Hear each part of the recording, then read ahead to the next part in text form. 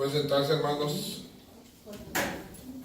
agradezco a Dios la bendición y la oportunidad de estar una vez más aquí delante de ustedes para presentar el mensaje de su palabra.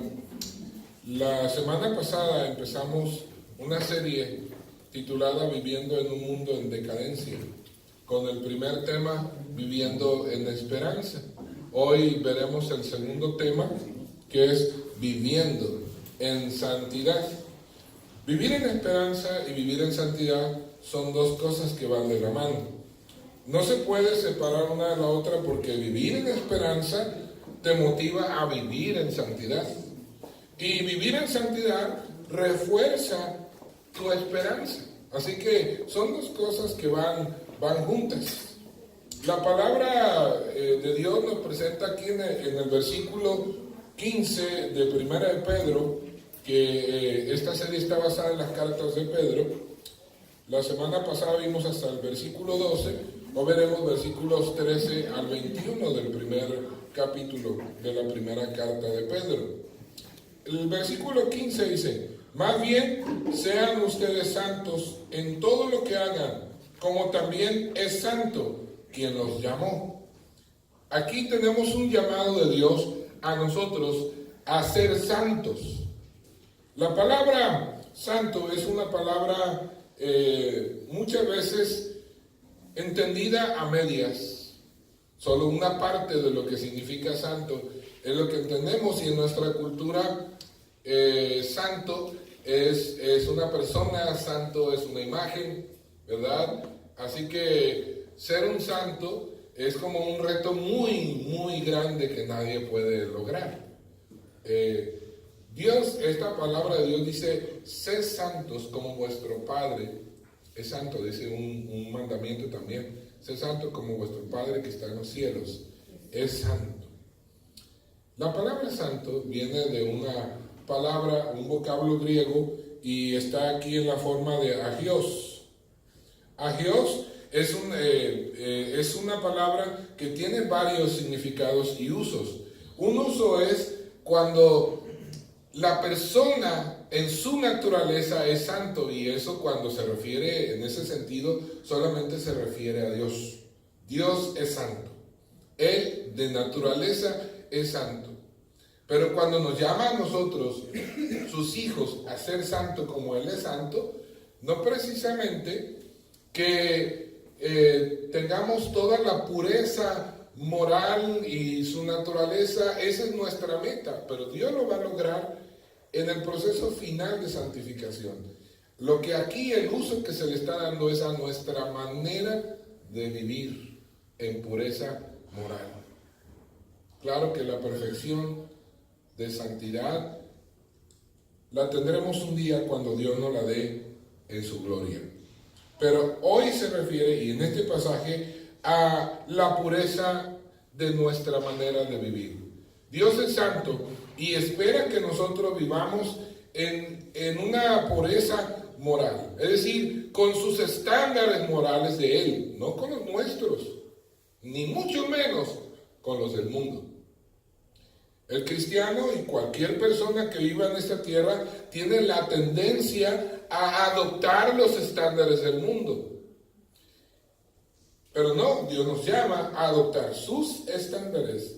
Ser santo como Él es santo, o sea, de la manera, con los estándares de Él. También se traduce esta palabra a veces como consagrado, o sea, algo dedicado completamente a Él. Puede ser una persona, puede ser un lugar, puede ser una cosa que ha sido apartada o consagrada para el uso especial de Dios.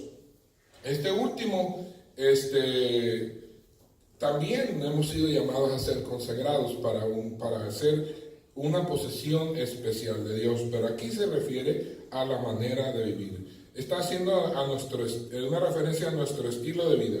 Debemos de conservarnos, pues, limpios en esa manera. Primera de Pedro 4:4 nos dice lo siguiente. Tenga sus Biblias abiertas y en Primera de Pedro, pero vamos a leer ahora el capítulo 4, versículo 4. A ellos les parece extraño que ustedes ya no corran con ellos con ese mismo desbordamiento de inmoralidad y por eso los insultan. Vivir en santidad es algo que el mundo no entiende. Vivir con los estándares morales de Dios, el mundo no lo entiende. Se burlan de nosotros, ¿verdad? Los cristianos.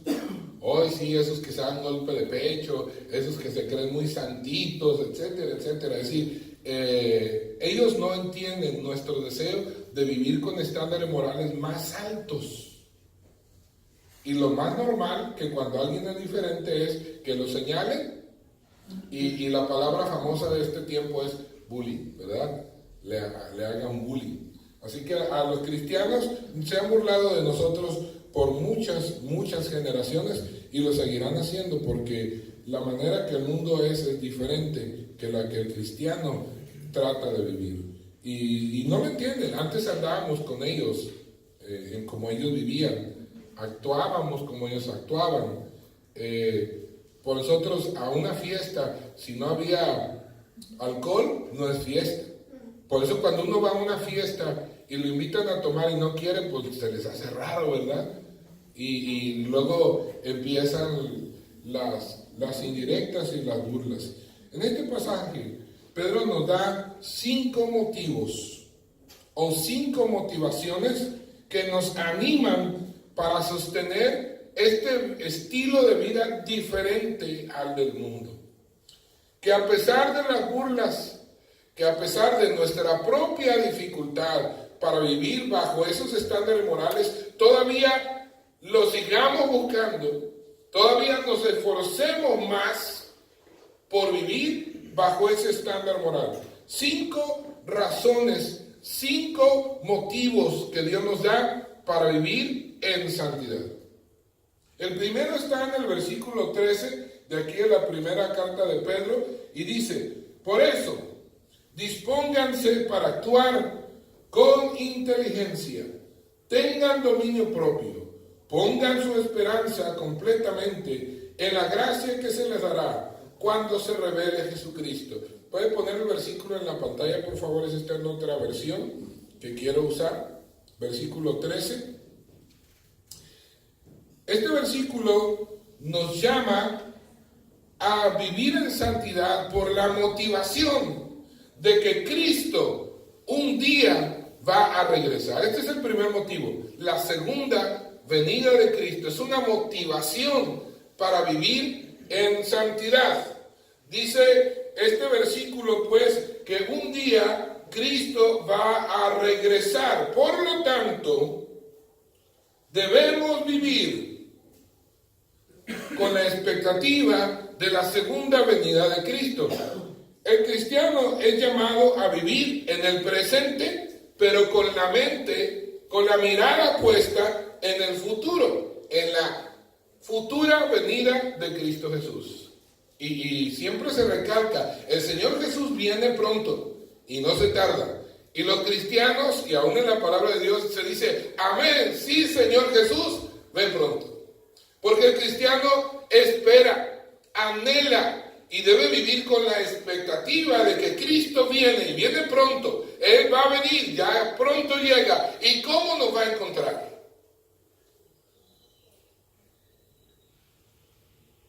La pregunta es, si usted muriera el día de hoy, si usted supiera que hoy fuera su último día, ¿qué haría usted en este día?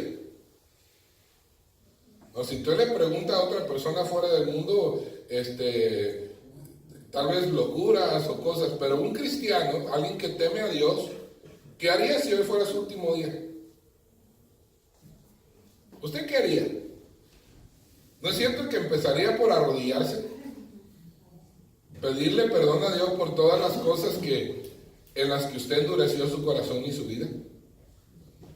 El rendir su corazón y su vida en áreas que usted se resistió a hacerlo. ¿No es cierto que si usted se recuerda que usted tiene un problema con alguna persona, no se levantaría después de orar e iría a buscar a esa persona y hablar con esa persona, tratar de hacer las paces? Aunque esa persona tuviera la culpa, ¿no iría usted a buscarla? Pues el cristiano debe vivir como si hoy fuera el último día de su vida, porque en realidad puede suceder. Cristo puede venir hoy, o puede que hoy sea realmente su último día. No le estoy haciendo ningún augurio, ni mucho menos les deseo nada como por el estilo, pero es una realidad. El cristiano debe vivir consciente de esta realidad, porque después de vivir sobre esta tierra, vamos a ver a Dios, o puede que Cristo regrese el día de hoy antes que nuestro día de nuestra muerte llegue. Así que algunos estaremos vivos cuando Cristo venga y otros nos habremos adelantado un poquito, ¿verdad? Pero ciertamente puede ser hoy. El cristiano, por lo tanto, debe vivir el presente con la expectativa del futuro. Y sobre todo el futuro que tenemos en nuestra mira es la venida de Cristo, es la recompensa del Padre, es la consumación de todas las promesas de Dios. Dice aquí, por lo tanto, versículo 13, por tanto, hermanos, ceñid los lomos, ¿de qué? De vuestro entendimiento. Y esta frase se refiere a cuando en aquellos tiempos se usaban túnicas, cuando alguien se prepara para movilizarse, para ir rápido de un lugar a otro, que va a correr o que va a hacer una labor muy ajetreada, agarra la túnica, se la recoge un poco y con el cinto se la amarra para poder tener las piernas más libres de correr. Y hace referencia a esa imagen: ceñid los lomos de vuestro entendimiento. Es decir, prepárense, agarren su mente y disciplinen su mente. Así que para vivir una vida en santidad, la primera motivación es la venida de Cristo. Y por causa de esa venida, tenemos que disciplinar nuestra mente en cómo vemos, en cómo pensamos, en cómo actuamos. Cuando centras tus pensamientos en la pronta venida de Cristo y vives acorde a eso, puedes huir de las cosas mundanas. Ya no hay nada que te estorba. Si tu mente ya no está atrapada con falsos argumentos o razonamientos, pones tu mente en disciplina bajo la palabra de Dios, ya no hay nada que te puedes correr más ligero, puedes moverte hacia la santidad más libre, sin tanto problema, sin tanto estorbo. El mundo te mete ideas y cosas que confunden tu mente. Hoy el mundo está tratando de confundir a tal punto a los demás, aún a los cristianos, que nos está queriendo hacer pensar que aún la sexualidad no ha sido ni siquiera eso definido por Dios. Cada quien tiene derecho a definir su sexualidad. Bueno, el hombre es libre y yo pelearé por la libertad humana hasta el último día de mi vida. Pero hay cosas que el hombre no puede definir. El hombre no puede quitar la ley de la gravedad, ni puede tampoco quitar la ley de Dios. El hombre no puede cambiar la naturaleza, por más que lo intente. Pero el mundo trata de hacer pensar que puede y tiene derecho de cambiar todas las reglas y leyes a su alrededor. Pues el cristiano no debe caer en esas trampas. El mundo te hace pensar que es retrógrado vivir bajo los principios de antaño. Muchos de los principios que tenían nuestros padres o nuestros abuelos eran muy apegados a los principios espirituales y morales de la palabra de Dios. Y ahora pensamos que eso es retrógrado. Un cristiano que es consciente de la inminente venida de Cristo está más motivado a la obediencia que aquel que lo ignora. Por eso es bien importante que disciplinemos nuestra mente a no olvidar que Cristo viene pronto. También dice ese versículo: sed sobrios. Y esta palabra nos trae la imagen de alguien que no se emborracha, de alguien que no permanece bajo la influencia de una sustancia, que tiene control de todos sus sentidos. Sed sobrio. Esto significa que debemos de tener una mente bien balanceada, bien controlada. El hecho de que Satanás anda merodeando, buscando ponernos trampas y hacernos caer, con más razón debemos conservarnos con todos los sentidos alertas. Porque Satanás nos quiere poner zancadillas constantemente. Debemos mantenernos alertas. Las falsas doctrinas en estos días abundan y abundarán más en los que vienen, porque la palabra de Dios dice que en los postreros días abundarán los maestros, que traerán doctrinas conforme a sus propios deseos pecaminosos. También nos dice este versículo, esperad por completo en la gracia. Esto nos habla de tener una mente optimista. Es decir, es cierto que ninguno de nosotros merecemos la gracia de Dios, pero a pesar de eso, Dios tiene gracia sobre nosotros. El resultado de vivir bajo los modelos de Dios siempre será positivo. No habremos desperdiciado nuestra vida. La habremos aprovechado al máximo. Aunque el mundo nos augure lo que sea, vivir bajo los estándares morales de Dios es lo mejor que podemos hacer. El resultado de pensar y esperar así es que el creyente experimentará la gracia de Dios no solo en el futuro, sino en el presente. Disfrutará de la bendición y de la aprobación de Dios aún aquí en este tiempo. Tito 2, versículos 1 al 13, fíjense lo que nos dice la palabra de Dios ahí en este pasaje. Tito, abran sus Biblias ahí en Tito. Tito viene después de las cartas de Timoteo. Y dice el capítulo 2, versículos 11 al 13. En verdad, Dios ha manifestado a toda la humanidad su gracia, la cual trae salvación, y nos enseña a rechazar la impiedad y las pasiones mundanas. Así podremos vivir en este mundo con justicia, piedad y dominio propio, mientras aguardamos la bendita esperanza, es decir, la gloriosa venida de nuestro gran Dios y Salvador Jesucristo. Así que estos versículos también nos dicen muy claro que la venida de Cristo nos fortalece, nos anima a vivir bajo los preceptos morales de Dios, no los del mundo.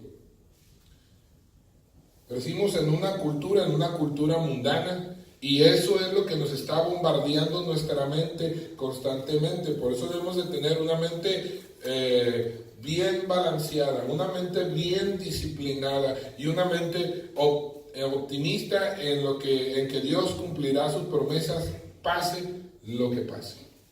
Y la segunda motivación que encontramos ahí en la palabra de Dios para vivir en santidad está en el versículo 14, que dice: como hijos obedientes, no se amolden a los malos deseos que tenían antes cuando vivían en ignorancia. Y luego el versículo 5 dice: más bien, sean ustedes santos en todo lo que hagan, como también es santo quien los llamó.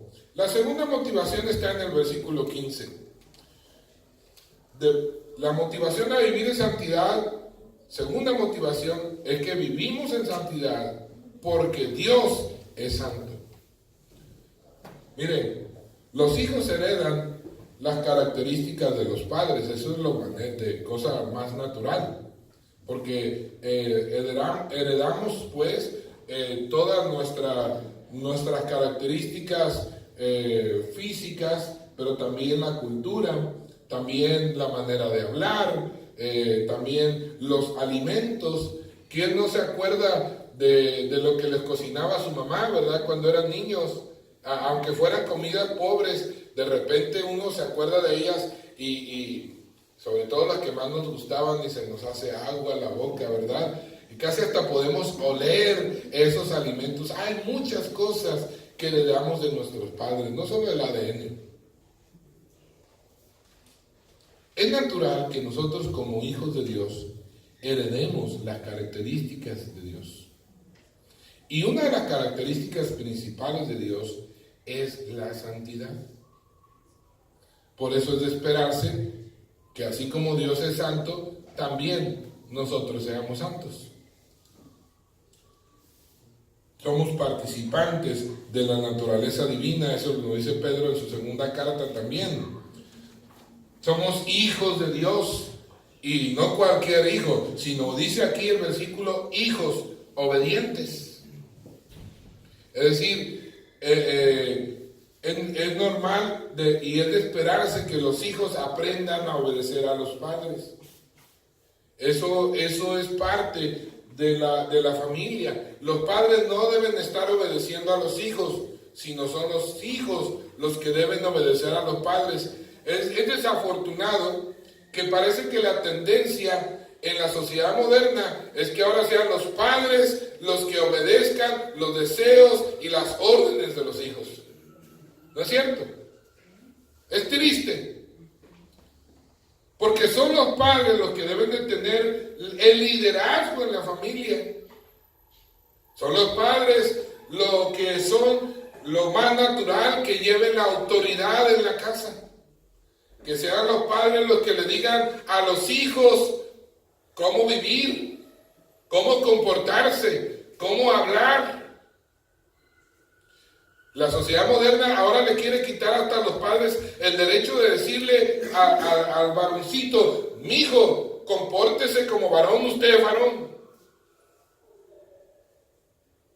Es triste que eso esté pasando, pero es natural que sean los hijos obedientes a los padres. Lo que no es natural es que no sean obedientes. La familia entra en conflicto, en problemas y en muchas dificultades cuando los hijos son rebeldes. ¿Sí o no? No hay paz en las familias cuando los hijos son rebeldes. Ni paz en los hijos, ni paz en los padres, y no hay paz en la casa nunca. Por eso nosotros, como hijos de Dios, debemos ser hijos obedientes a nuestro Padre. No hay nadie más sabio que Dios, pero también no hay nadie que nos ame más que Dios nos ama. Podemos encontrar muchas razones.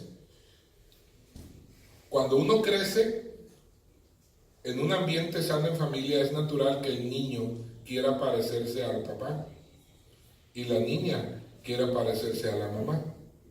Por eso en las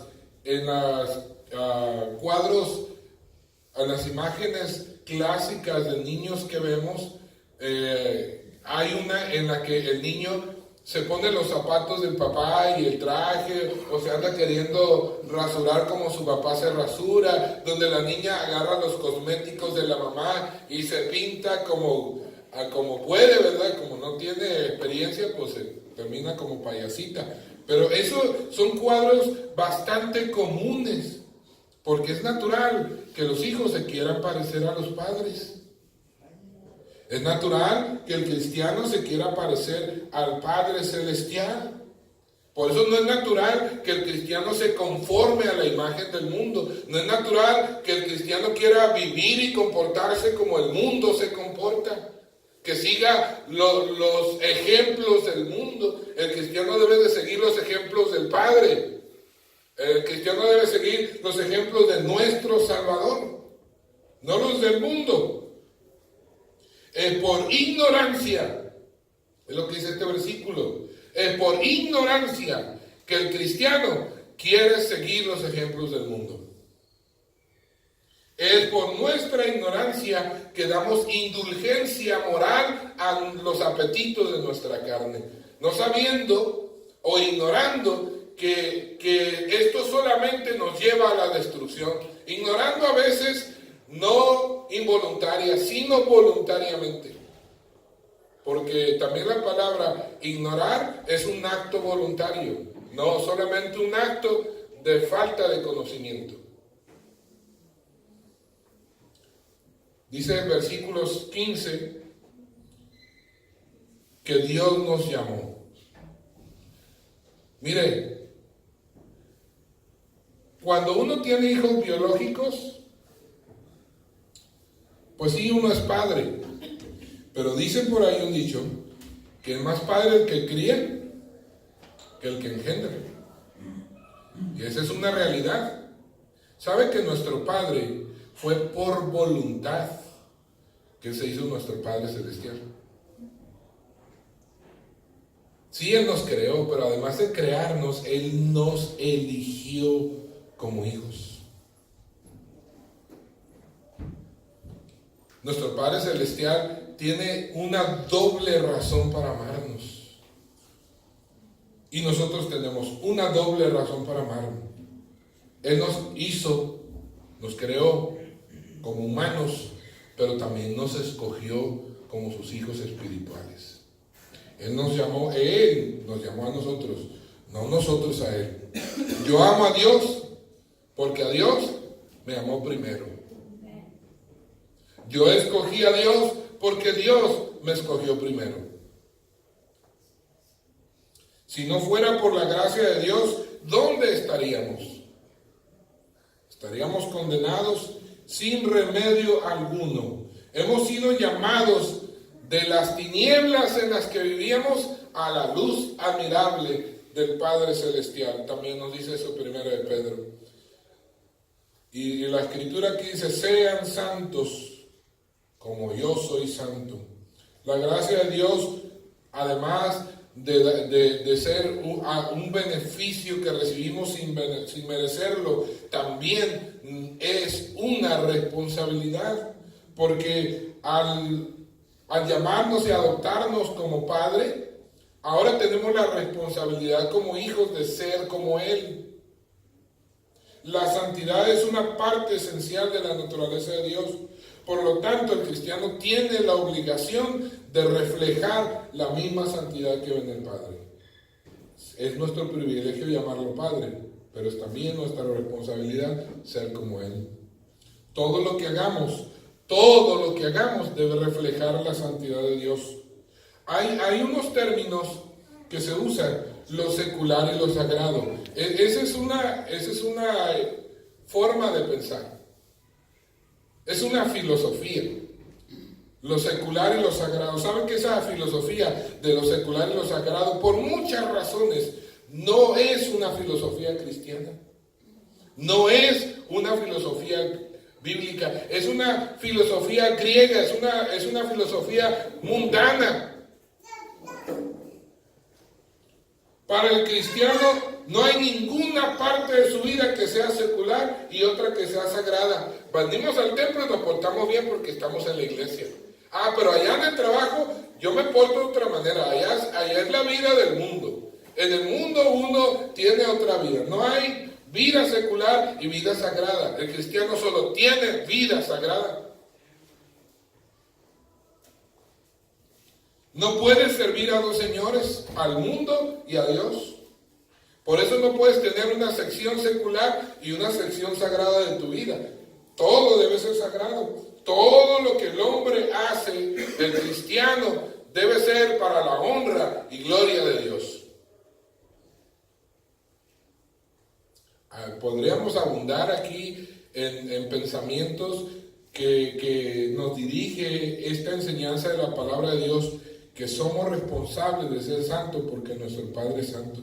Pero como hay otras tres razones más que quiero mencionar, vamos a seguir a la tercera razón, que se encuentra en el versículo 16 de la palabra que estamos tratando en este día. Primero de Pedro 1, versículo 16 dice, pues escrito está, sean santos porque yo soy santo. No me equivoqué. Solo que quiero recalcar que aquí en el versículo 16 está la tercera razón para vivir en santidad. Y la tercera razón son la palabra de Dios. Debemos de ser santos porque la palabra de Dios lo dice. Hermanos, Para muchos, el día de hoy, esta frase tal vez no signifique mucho. Pero cuando Pedro dice aquí, porque está escrito, esta frase tiene un peso enorme de autoridad sobre el pueblo de Dios. Enfatiza el peso de la autoridad de la palabra de Dios. Es un mandamiento, no es una opción. La palabra de Dios dice que debes de ser santo. Punto. No hay discusión. Esta es tu obligación. La palabra no solo es nuestra espada para derrotar a Satanás. La luz que nos guía en un mundo de tinieblas. Es el alimento que sustenta y el agua que nos lava. Pero también tiene la función de santificarnos. Juan 17 dice, santifícalos en tu palabra. ¿Tu palabra es qué? ¿Verdad? Cuando nosotros damos autoridad a la palabra de Dios en nuestra vida, es inevitable que nosotros vivamos en santidad. Pero si le quitamos la autoridad a la palabra de Dios como la guía de nuestra vida, entonces sí es casi imposible o es imposible vivir en santidad. Porque entonces empezamos a adoptar nuestras ideas o las ideas del mundo, lo cual siempre es una moral devaluada y decadente. Por eso es bien importante que la autoridad de la palabra de Dios nunca decaiga en nuestra vista y en nuestro corazón. La palabra de Dios es nuestra regla de fe y práctica, decimos. Es decir, lo que define lo que debemos de creer y lo que define lo que debemos de hacer. Encontremos, pues, en la palabra de Dios nuestra guía, los preceptos y los principios necesarios para vivir. Y entonces viviremos en santidad en consecuencia. Y la cuarta razón está en el versículo 17. Cuarta motivación para vivir en santidad, dice el versículo 17. Ya que invocan como Padre a aquel que juzga con imparcialidad las obras de cada uno, vivan con temor reverente mientras sean peregrinos en este mundo. Y si invocáis por Padre a aquel que sin acepción de personas juzga, aquí está la cuarta motivación. Debemos de vivir en santidad porque va a venir el juicio de Dios también sobre nosotros. Hay dos juicios, hermanos: el juicio de los no creyentes y el juicio de los creyentes. El juicio donde Dios separa las ovejas de los cabritos, los salvos de los no salvos, los que van al cielo y los que van al infierno. Pero hay otro juicio que Dios va a ejercer sobre los suyos, sobre los que estén en el cielo. Dios no solo es santo, hermanos, también es justo. Habrá un juicio para los creyentes. La palabra de Dios nos dice en muchas partes acerca de este juicio. Romanos 14:10, versículos 10 al 12. Romanos 10, 14 al 12, vamos a leerlo. ¿Alguien quiere leer? Saque la Biblia, ¿verdad? Y empiece a ayudar con las lecturas. Romanos 14, versículos 10 al 12. Dice la palabra de Dios. Sí. Tú entonces, ¿por qué juzgas a tu hermano? ¿O tú, por qué lo menosprecias? Todos tendremos que comparecer ante el tribunal de Dios. Hasta 12. Está escrito: tan cierto como que yo vivo, dice el Señor, ante mí se doblará toda rodilla y toda lengua confesará a Dios. Así que cada uno de nosotros tendrá que dar cuenta de sí a Dios. Mire, y Pablo, es el que escribe aquí la carta de Romanos, le dice a la iglesia de Roma y a todos los creyentes: todos compareceremos ante el juicio de Dios. Y yo no voy a dar cuenta por nadie más que por mí mismo. Le está diciendo a los creyentes: vamos a ser juzgados. está en Corintios, está en Apocalipsis, está en muchas partes. Hay un juicio para los creyentes. En este juicio Dios nos va a juzgar según nuestras obras. La salvación es por gracia, no por obras. Pero eso no significa que nuestros actos no van a ser juzgados por Dios. Dios es un Dios justo y nos va a juzgar. No para si somos salvos o no. Es para saber cómo recompensar a los que hicieron buenas obras. Dios juzga sin acepción de personas. ¿Cómo creen que Dios va a hacer acepción con los propios de su casa? Dios no hará acepción, Dios juzga, Dios no muestra favoritismo, no indulta el pecado a nadie. Lo perdona.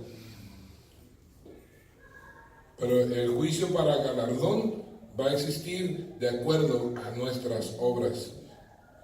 También Dios premia a los que son obedientes, tampoco deja eso de lado. Al que se esfuerza y al que sirve a Dios de todo corazón, claro que va a haber un juicio y va a haber un galardón para este que se esfuerza así. Y claro que va a sufrir pérdida aquel que no se esforzó en agradar a Dios, pero no de la salvación. Habla aquí de vuestra conducíos con temor en todo el tiempo de vuestra, ¿qué dice? Peregrinación. Nuestro tiempo sobre la tierra, hermano, es tan breve que ¿por qué hemos de malgastarlo en la desobediencia y en el pecado? Tenemos poco tiempo para agradar a Dios. Aquellos que aceptaron a Cristo ya de viejos, pues menos se deben de dar el lujo de perder el tiempo. Mira, si usted supiera que hoy fuera su último día, estoy seguro que una de las cosas que haría era también leer la palabra de Dios, para asegurarse que usted está listo de recibir a Cristo. Hoy llega en la noche Cristo, tengo que apurarme en este día para asegurarme de estar listo. Dice, conducíos con temor. Hermanos, aquí no se refiere a miedo. Este juicio no nos debe de traer miedo. No nos preparamos por miedo. ¿Sabe que este temor se refiere a reverencia? Se refiere a respeto. Se refiere a que yo amo tanto al Padre Celestial y yo quiero quedar bien con Él. Imagínense que lo va a visitar un personaje muy importante en su casa. ¿Cuánto tiempo querría usted de preparación para estar listo? Piensa en su casa. Digamos que lo va a visitar el presidente de un país. Alguien que usted admira y respeta. Si usted es López Obradorista, pues bueno, digamos que lo visita López Obrador. O si es trompista o lo que sea usted, que lo vaya a visitar. A veces, aunque no le vayamos mucho a un presidente, si sabemos que un presidente me va a visitar a la casa, ¿usted cuánto tiempo quisiera de preparación? Que le llegue así sin avisar, no importa la hora que sea, llega a mi casa. Así quisiera que le llegaran. Porque normalmente con el presidente